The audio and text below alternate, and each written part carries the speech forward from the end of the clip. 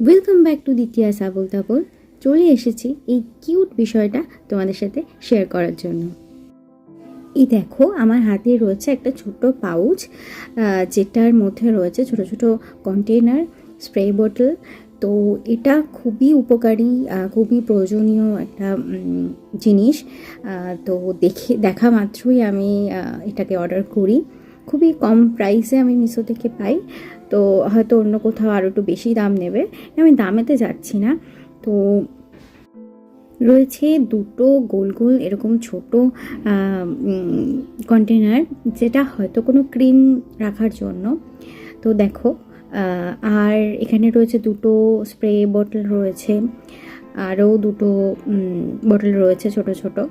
তো এগুলোতে হয়তো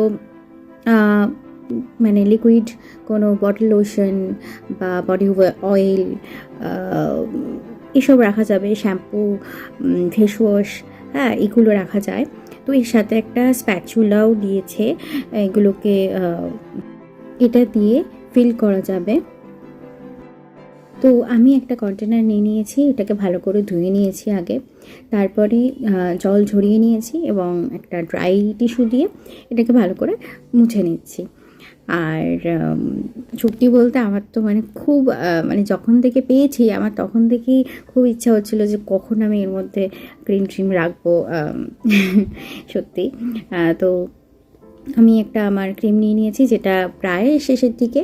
তো আমি ভাবলাম এই ক্রিমটাকেই এর মধ্যে রাখা যাক। আমি মনে করছি এটা বড় ছোট ছেলে মেয়ে সবার জন্যই খুবই প্রয়োজনীয়, কারণ স্কিন কেয়ার করাটা সবার জন্যই দরকারি। ট্রাভেলের জন্য হোক বা ভ্যানিটি ব্যাগ বা পার্সে যদি এরকম একটা পাউচ থাকে এবং তাতে যদি সব কিছু রিফিল থাকে, ব্যাগ ভারী হওয়ার কোনো চান্সই থাকবে না।